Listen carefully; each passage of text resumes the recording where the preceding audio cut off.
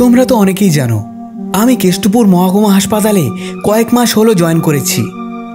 হ্যাঁ, আমি সেই ডাক্তার সোমনাথ। আজ আমাদের হাসপাতালে কর্মরত দারোয়ান অবিনাশ মণ্ডলের মেয়ের বিয়ে ছিল।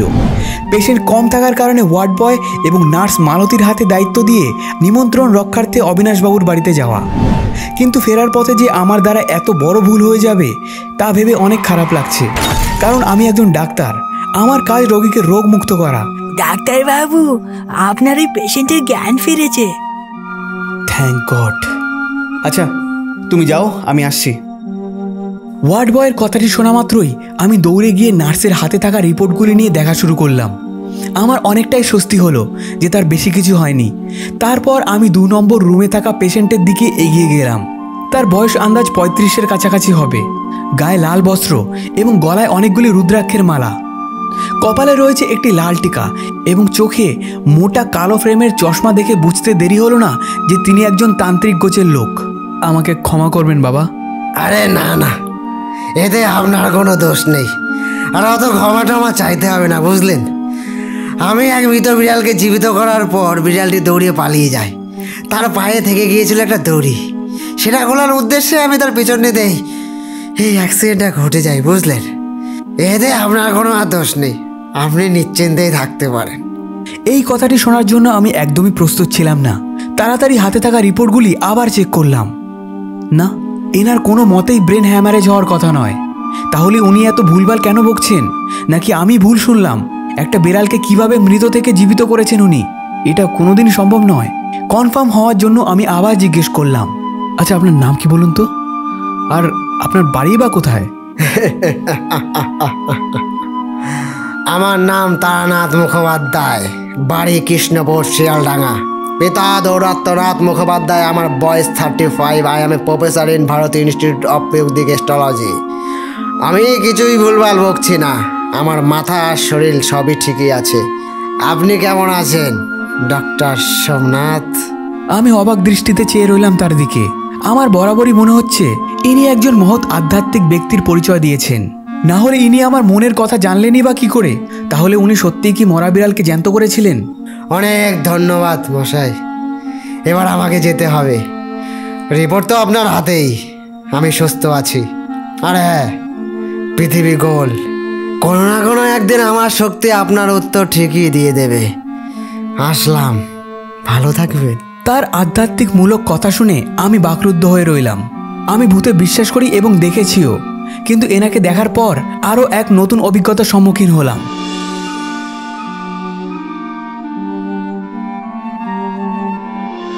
এই ভেবেই আমার সারা রাত ঘুম আসলো না। দেখলাম ভোর হয়ে সূর্যের কিরণ আমার খাটের এক কোণে এসে ছোঁয়া দিয়েছে। তখন ঘড়িতে বাজে ভোর 5:40। হঠাৎ করেই আমার ফোন বেজে ওঠে। দেখলাম আমার দাদা ফোন করেছে এবং আমি তখনই কলটা রিসিভ করি।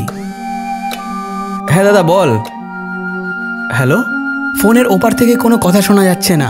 আমি ফোনটা কেটে দিয়ে কল ব্যাক করতে গিয়ে দেখি দাদা আমাকে 37 বার ফোন করেছিল এবং একই SMS 20 বার লিখেছে, আমি ভালো নেই, আমি হয়তো আর বাঁচব না। এটা দেখা মাত্রই আমার সারা শরীর অবশ হয়ে যাওয়া শুরু করলো। আমি তৎক্ষণাৎ উঠে বসে পড়লাম এবং তাড়াতাড়ি আমি দাদার নাম্বারে ফোন করলাম।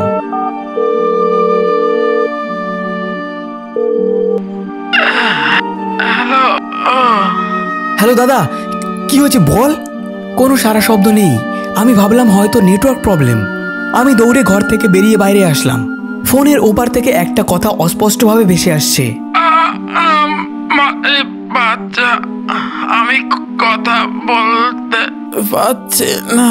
আচ্ছা আমি আজকেই বাড়ি আসছি, তুই কোনো চিন্তা করিস না। হ্যাঁ, বিষয়টা এত দূর পর্যন্ত এগিয়ে গেল আর আমি কিছু জানি না। আগের মাসেও তো দাদা ভালোই ছিল। পরিবারের সমস্ত দায়িত্ব তাকেই বহন করতে হয়।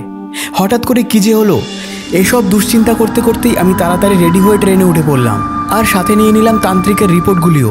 এমার্জেন্সি ছুটি নিতেও আমার বেশিক্ষণ সময় লাগলো না, কারণ আমি এখনও কোনো রকমভাবে এমার্জেন্সি ছুটি ও নিয়োগপত্র সরকারকে দিইনি। এর জন্য আমার এমার্জেন্সি ছুটিটাও তারা তাড়াতাড়ি মঞ্জুর করলো। আর যার জন্য আমি ডাক্তার হয়েছি তার ভূমিকা আমার বাবার পরেই আসে। আমার দাদাকে আমি কোনো সময় হারাতে চাই না।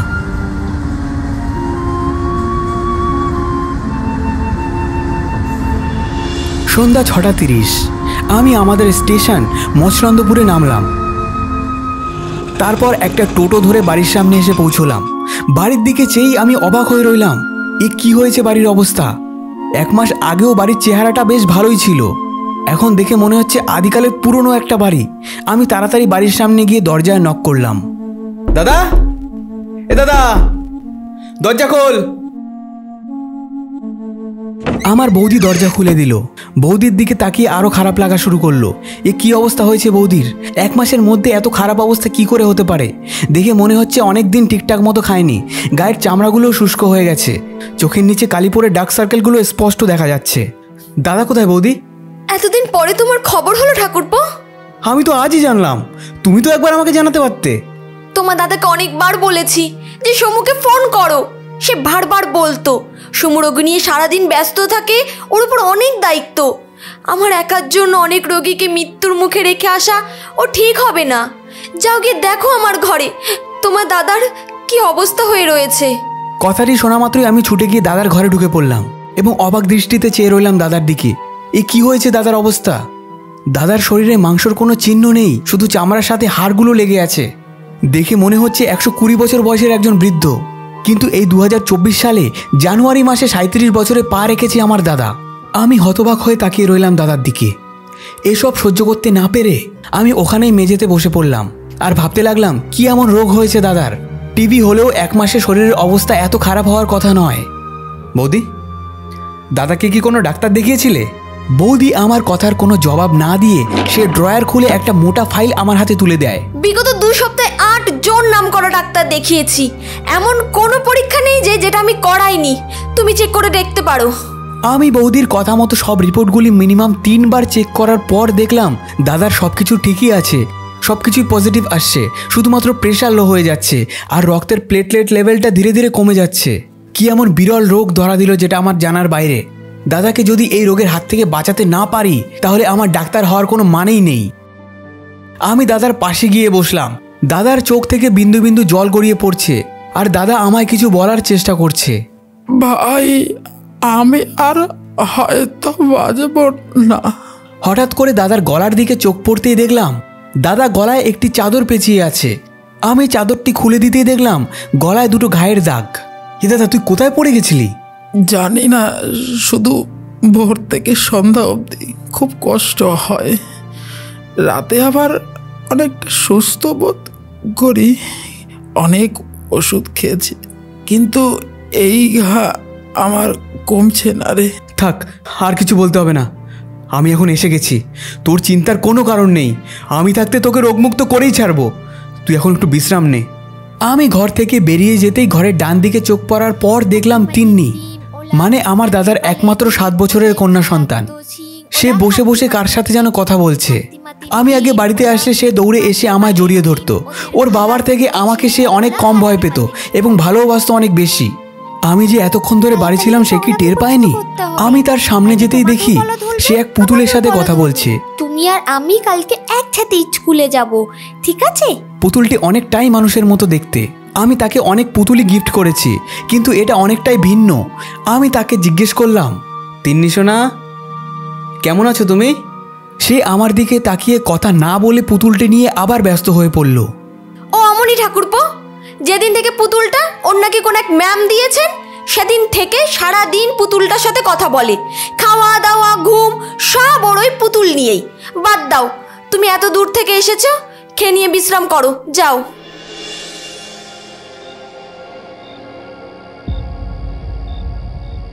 আমি সত্যি অনেক টায়ার্ড। আমার যে কত কিছু সম্মুখীন হতে হচ্ছে সে শুধু আমিই জানি। রীতিমতো রাতের খাবার সেরে বিশ্রাম নিয়ে নিলাম, যেহেতু আগের দিন রাতে আমার ঘুম হয়নি। আমার ঘুমের মধ্যে ঘড়ি ঢং ঢং করে ঘন্টা নেড়ে জানিয়ে দিল সময় এখন রাত 12টা। আমার মাঝরাতে ওঠার অভ্যাস রয়েছে, কেননা অনেক পেশেন্টই এই সময় আসে, তাই আর বিছানায় মন টিকল না। উঠে বেরিয়ে পড়লাম বারান্দার দিকে। বারবার এক চিন্তা আমায় গ্রাস করছে, কি এমন বিরল রোগ দেখা দিল আমার দাদার? কলকাতার মোস্ট ইন্টেলিজেন্ট ডাক্তাররাও ধরতে পারছে না। দাদাকে কি আর বাঁচাতে পারবো না? কথাগুলো ভাবতে ভাবতেই দাদার রুমের দিকে তাকাতেই দেখলাম দাদার রুমের জানলা খোলা আছে। দাদাকে একটু দেখার মনোভাব হলো। জানলার দিকে এগিয়ে ঘরের দিকে তাকাতেই দেখলাম, এ কি, এ তো সেই পুতুলটা। তিন্নি আজকে একে নিয়েই খেলা করছিল। কোন পিপাসা মেটানোর জন্য উদ্বেগ হয়ে পড়েছে? এমন ভৌতিক দৃশ্যের সম্মুখীন আমি আগেও হয়েছি, কিন্তু আমার নিজের দাদার সাথে এমন ঘটনা ঘটছে আমি আমার দু চোখকেও বিশ্বাস করতে পারছি না। আমার দাদা এই কোন লালসার শিকার হয়েছে? পুতুলটি হঠাৎ আমার দিকে তাকিয়ে পড়ল।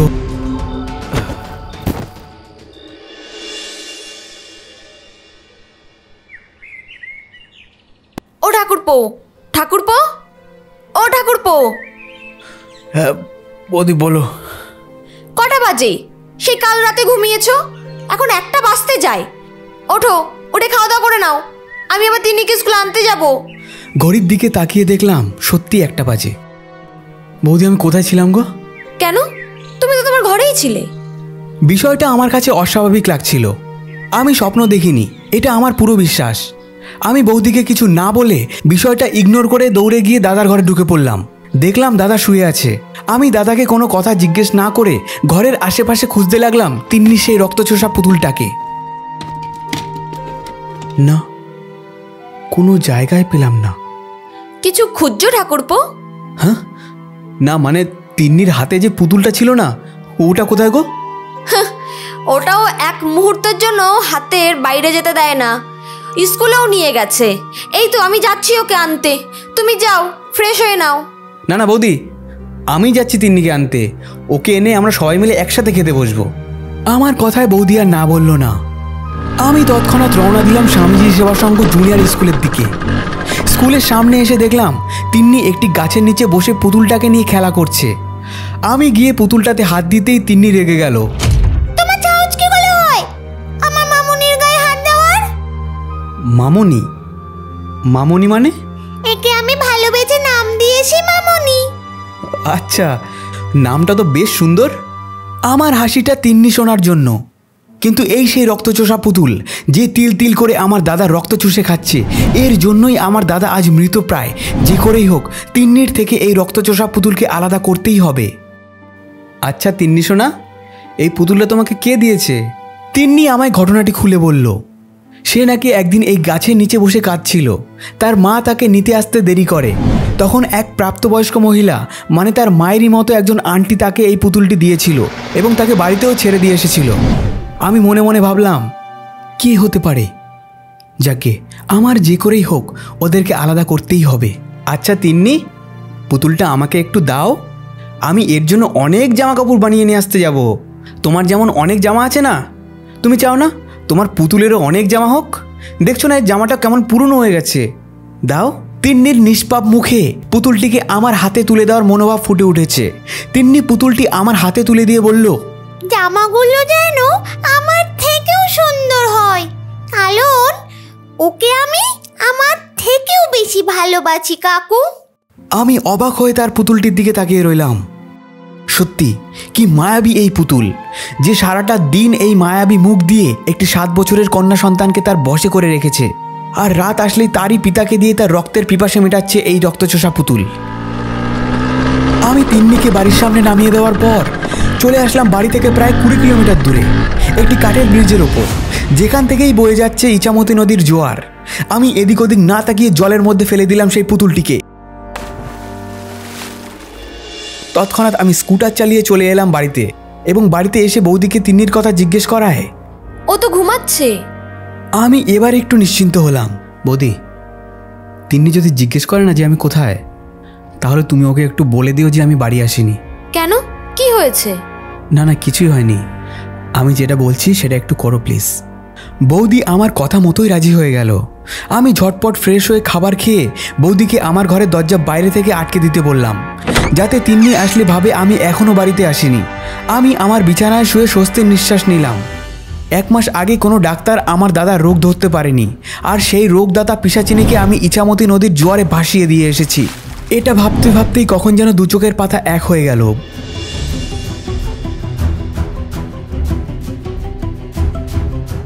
মাঝরাতে বুকটা কেমন যেন দম বন্ধ হয়ে যেতে লাগলো, হাত পা কোনো কাজ করছে না। জোর করে চোখ খোলার চেষ্টা করার পর দেখতে পাই এ তো সেই রক্তশোষা পুতুল আমার দিকে তাকিয়ে আছে। তার মায়াবী চোখগুলি রক্তের মতো লাল। আমি কিছুক্ষণ আগেও যাকে ইছামতি নদীর জলে ফেলে দিয়ে আসলাম, সে এখন আমার বুকের উপর বসে আমার হৃৎপিণ্ড এবং সারা শরীরকে তার বশে করে ফেলেছে। ছেড়ে দাও, ছেড়ে দাও ভাই, ছেড়ে দাও।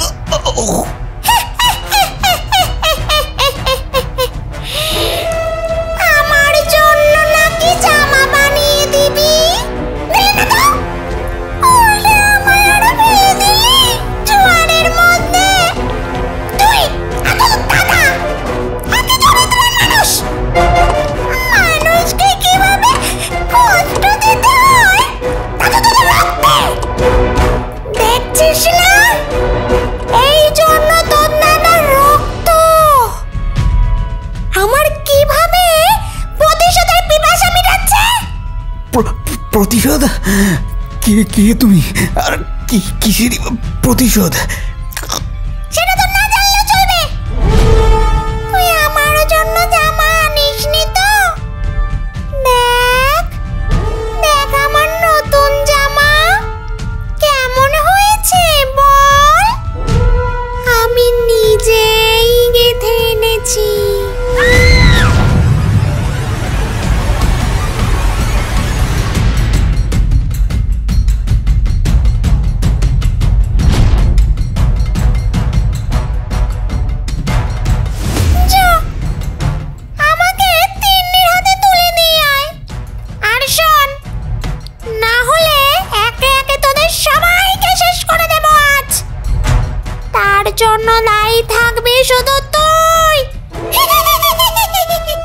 আমার ঘরের দরজা বাইরে থেকে আটকানো ছিল, হঠাৎ করে সেটা খুলে গেল।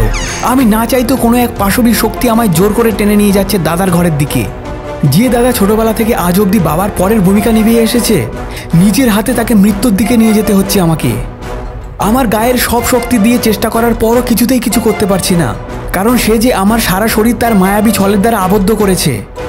দাদার ঘরের দরজা আপনা আপনি খুলে গেল। এ যেন এক মহাশক্তির মহাযজ্ঞ, আর আমরা তারই সরঞ্জাম। দাদার ঘরে ঢুকতেই দেখলাম তিন্নি তার মায়ের পাশে বসে আছে এবং আমাকে দেখে দৌড়ে ছুটে এসে পুতুলটি আমার হাত থেকে কেড়ে নিয়ে বলল, খুব সুন্দর হয়েছে জামাটা, এর জন্যই বুঝি এত দেরি হলো।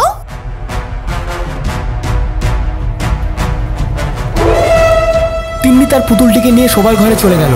হঠাৎ করে কোনো এক অদৃশ্য শক্তি আমায় ছিটকে বাইরে ফেলে দিল, তারপর আমায় টেনে নিয়ে যেতে লাগলো। আমি কিছুতেই কিছু বুঝে উঠতে পারছি না এত রাতে কোন জায়গায় আমাকে টেনে নিয়ে যাচ্ছে। এটা ভাবতে ভাবতেই অনেকটা পথ অতিক্রম করে ফেলেছি।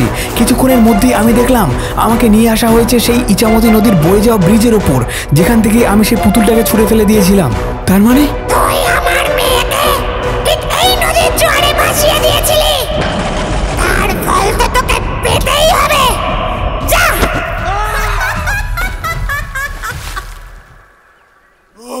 শক্তিমান ভবিষ্যবাণী না জগমি ভাগবী তার সঙ্গে রাম পরম শশী শাহ ওম দিবিজারদি ওম ত্রিম চাম চিম দেবতারি সগুণাতি ওম ত্রিম কর্ম সর্বকাল বাবা হিং সর্বশক্তিমান ওম ত্রিম ভবিষ্যবাণী দাস পুরুষ মহাশক্তিমান ত্রিম চিম পুরুষমান ওম নষ্টয় ভাগ্যম নামি ওম শক্তিমান ভবিষ্যবাণী সর্বশক্তিমান শাহ। ভিডিওটি যদি আপনাদের ভালো লেগে থাকে তাহলে অবশ্যই লাইক এবং সাবস্ক্রাইব করবেন।